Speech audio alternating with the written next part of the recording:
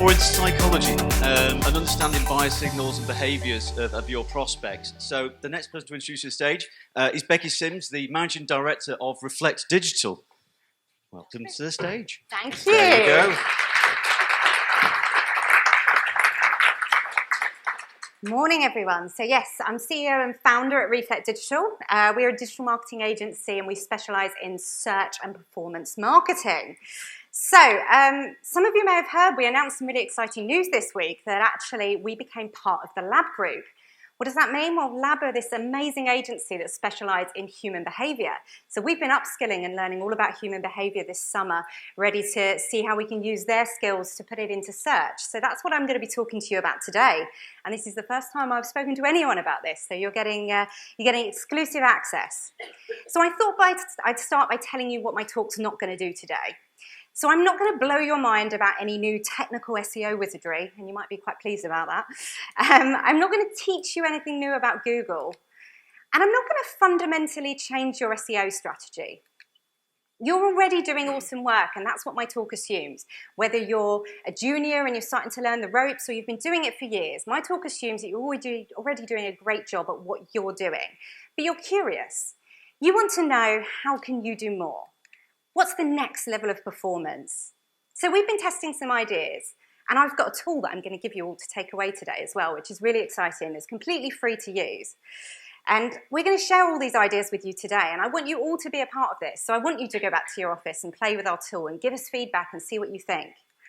Because I truly believe that if we can understand humans better, it'll make us all better at SEO. So what is my talk going to do for you today? It's going to help reinvigorate your editorial flair. Now, if you're sitting there thinking, I don't know that I ever had editorial flair, don't worry, I'm going to give you some ways that you might be able to get that editorial flair. And we're going to keep SEO at the forefront because that is really important. We're here at Brighton SEO today. So in preparation for this talk, we did some scanning of websites and some reading of content, and wow, did we find some horror stories out there. And I'm going to demo one of those horror stories to you now. I'm going to hand over to my colleague Katie, who's going to read you some web copy that we found. Across our network of showrooms, we stock vehicles from quality car makers: Toyota, Nissan, Volkswagen, Renault, Dacia and Audi. We provide top quality, brand new and approved used cars, along with excellent after-sales services.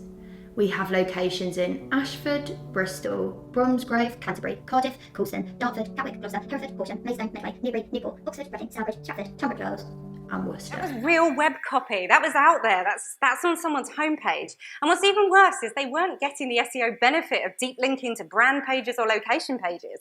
That was just terrible SEO copy. And we don't speak like that. Well, I really hope we don't. I try not to. So I'm going to make you think differently about content, give you a new focus, a human focus. And why? Well, without this, you're failing your audience. So economists have realised that we don't always respond predictably or rationally to things like price and value. There's tons of books out there that you can go and read and see all the research on this. And neuroscientists have discovered that all decisions are weighed up emotionally, even the ones that we believe are logical. So we unconsciously make every decision, and it's after that that we post-rationalise and tell ourselves why we made that decision. And digital marketing has become so measurable. We're all chasing the algorithm, we're following KPIs, we're following stats, it's all about numbers. And actually, is this focus at the expense of content? Or more importantly, is this focus at the expense of the human behind it? So let's talk about humans. Now, Google mimics humans better than ever before. So with their rank brain artificial intelligence, I could write an article and I could mention sea and sand and not mention the word beach. And Google would know that I'm talking about the beach because it understands context, which is amazing for us as SEOs because it means that gone are the days where we have to stuff as many varieties of the same keyword into an article as possible. Instead, we can actually talk to humans as humans and not worry about that. So thinking of humans, this is going to be a bit of audience participation, so join in with me if you can. I'm going to describe to you two people and just see if anyone can guess who they are, and don't worry if you can't. So I'm thinking of a guy, two guys. They're 37.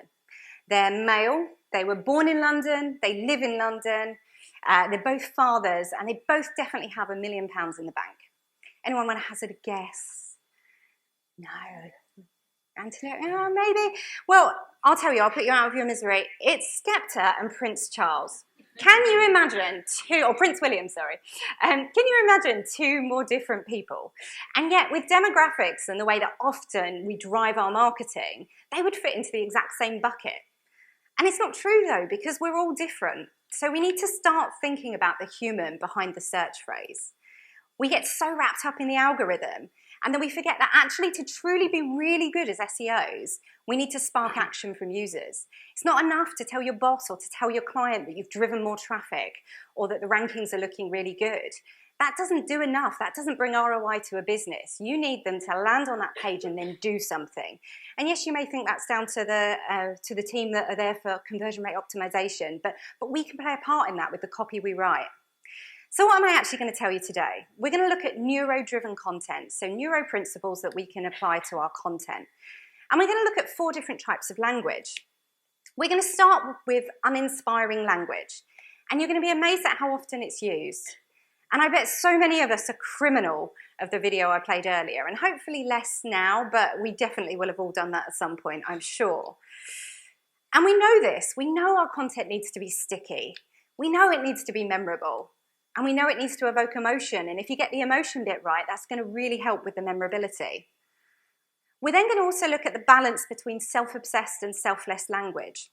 So we're going to explore the difference between content that's inside out versus outside in. So inside out, I'm just going to broadcast to you what I do. As opposed to outside in, I'm going to look at what my audience's problems are, and then I'm going to tell you how we can help, but starting with the customer problem first. And then thirdly, we're going to look at static versus dynamic language. So static language is that real detailed, focused, feature-led, zoomed-in language. And dynamic language is the really zoomed-out language. It's the context, it's the future, the what-if's going to happen. Now, you may not realize it, but we all have a lot of power when we write content. So I'm going to take you to Florida. Well, I'm actually going to introduce you to John Barge, and he put together an experiment which has become known as the Florida effect. Now, he had 2 groups of young people, and they were both given pieces of paper in their groups with words on, random words. And they had to organise those words into sentences. So group 1 were totally random words, but group 2 also believed they were random words, but dotted in with their random words were words like bald and wrinkled, Florida, that's where all the old people in the US go and live. But they wouldn't have realised they had the old words there.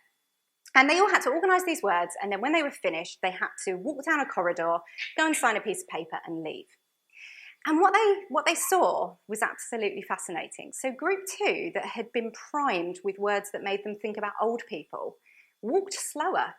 They became old people as they walked down that corridor.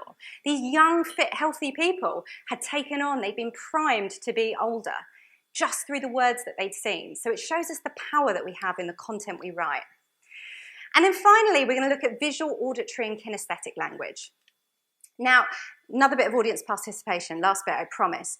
I've got 3 sentences on screen. So what did you think of Brighton SEO? And I've got an A, a B, and a C. If you just quickly read A, B, and C, and just naturally, which one do you prefer the way it's written? And there's no trick questions, there's no right answer here. And then I'm just going to ask for hands up. So who prefers A? Come on, A, yes, a few of you Bs. And then Cs.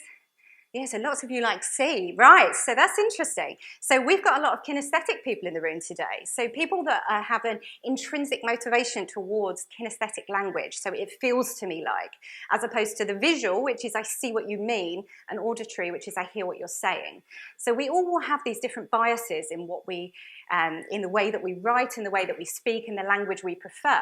But what's really important when we're writing content is that we get the right mix between those biases so that we can appeal to everybody, not just what our own bias is. So we're going to learn how to master content that sparks action and emotion. Now it's like Christmas today. I told you earlier I had a gift for you, and I do have a gift. Don't go on it now, go on it later though, because I'll lose your attention, especially because it is pretty fun. But we've built a website called ratemycontent.co.uk, and this is completely free to use. There's no ulterior motive here. This is just for you to go and learn about some of the things that I'm talking about today. So on this website, those 4 different ideas that I just briefly explained, we've got 4 different scores for you. So you can copy and paste your content in and find out how you score. So the first score is the barometer. Now, please don't be offended if you get a boring score. It's not that bad. You can at least fix it. At least you know. So the boring score will give you 3 different scores, or the barometer, sorry. You'll get a score if it's boring, fine, or engaging. So obviously engaging is your best, fine, you're doing all right, boring, there's a bit of work to do. We then have the tarot cards, which are going to be your dynamic and static scores. So if you see the present, that is going to be static. So you're talking about the now, you're in the detail. If you see the future card, you're dynamic, you're talking about the future, the context. And if you see both, then you're balanced between the 2, which is great. We then have our friend here that's got some lovely candy floss that he's going to choose to either share, keep for himself, or hand it all over. And that's going to be whether he's selfish, selfless, or if he's balanced between the 2. And then finally, we've got our VAK meters, so our visual, auditory, and kinesthetic. So on the scale here, you'll get a score depending on how much, in relation to the amount of content you've got, have you used of those types of words. And then at the top, you'll see how many words you actually used. So it will give you an idea of where you need to improve. Now, I thought we'd look at a couple of websites today, and I picked some websites that I thought should be really fun websites. So I took performance cars. I thought, these should be really engaging pages that have got really interesting content. So we looked at the Ford Mustang. Oh, and they got a fine score. I mean, you would have thought that's going to be engaging, that they're going to be using descriptive words to tell you how beautiful this car is and to really make you kind of feel excited about the prospect of purchasing one.